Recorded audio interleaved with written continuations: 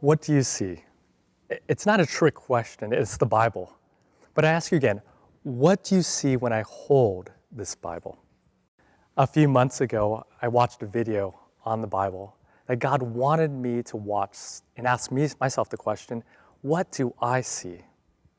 I needed perspective. I need to be reminded of my special dates with God. I need to be reminded that this isn't just any ordinary book, but it's a living, life-giving book that provides joy, encouragement, direction, hope, and rest. But most importantly, it's a story about God, the author of all these things. Maybe you need perspective. Maybe you need to be reminded about how reading the Bible is the most restful thing you can do in your busy life. So I wanted to show you the video at this time so that you can see it for yourself.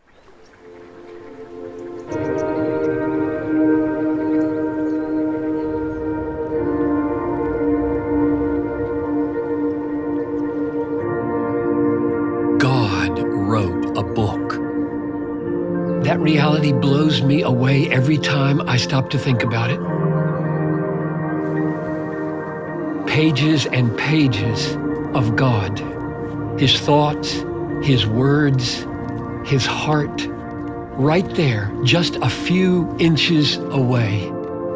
I can carry it with me everywhere I go, read it whenever I want. When we open the Bible, what do we see? We see God Himself in this book. We meet Him here or we don't meet Him, not with any hope of friendship. Reading the Bible is one of the most important things we can ever do. It's more valuable than anything we own, sweeter than anything we have ever eaten. It is literally more important than breathing. But that's not always what we see and feel when we open our Bible.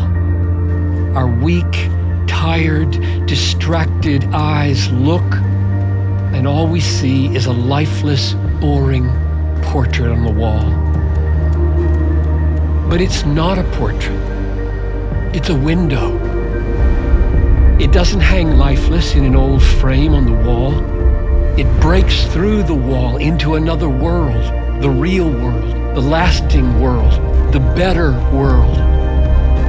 And through this window shines a divine light that changes everything around us. We all know that the road to knowing God is not easy. Discipline and resolve are important, but they can carry you only so far. A few days, a week, maybe a month. For the long run, we need something stronger, more compelling than discipline and resolve. There are too many traps along the path, too many hurdles. At the root, the reason we don't read the Bible is that we don't want to read the Bible. We don't see joy, peace, and life when we see that leather binding on our shelf. We see a wall, not a window. The boring portrait, not the never-ending beauty beyond. So we put it off, leave it shut, and move on. We stay in bed, and we miss the miracle.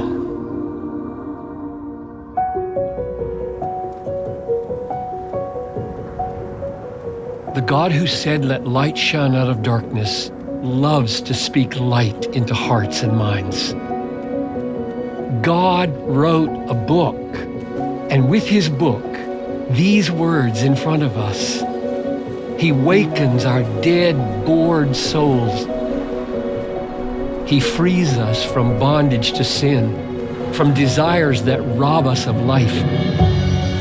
He comforts the depressed, inspires the discouraged, guides the confused.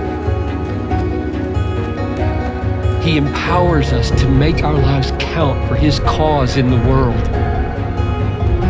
He satisfies us completely and forever with words, His words.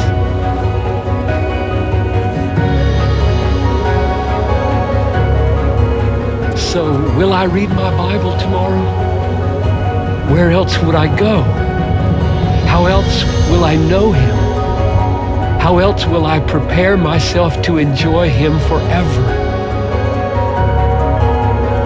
Yes, I'll spend the rest of my life looking out of this window, watching, waiting for another sight of him, another miracle, another glimpse of my God.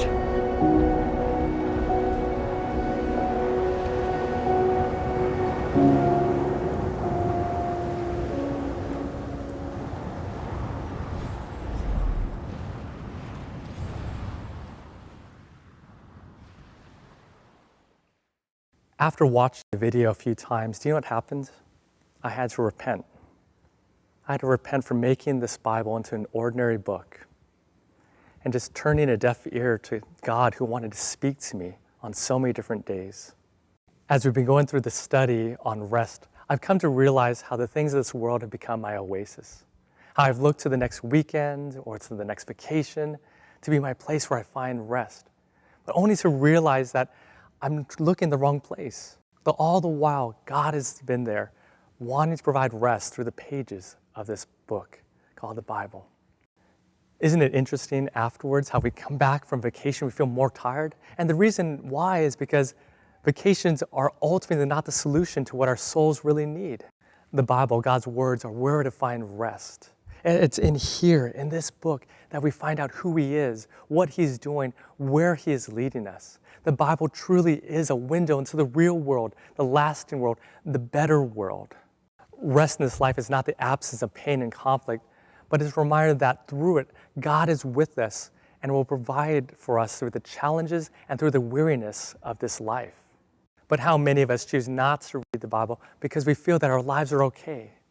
But little do we realize that we're just starving ourselves. We don't realize that the reason why we're so tired, the reason why we're so hopeless is because we're not turning to where the source is found. True rest is found throughout the pages of this Bible. And so I ask you now again this question: what do you see? A portrait or a window?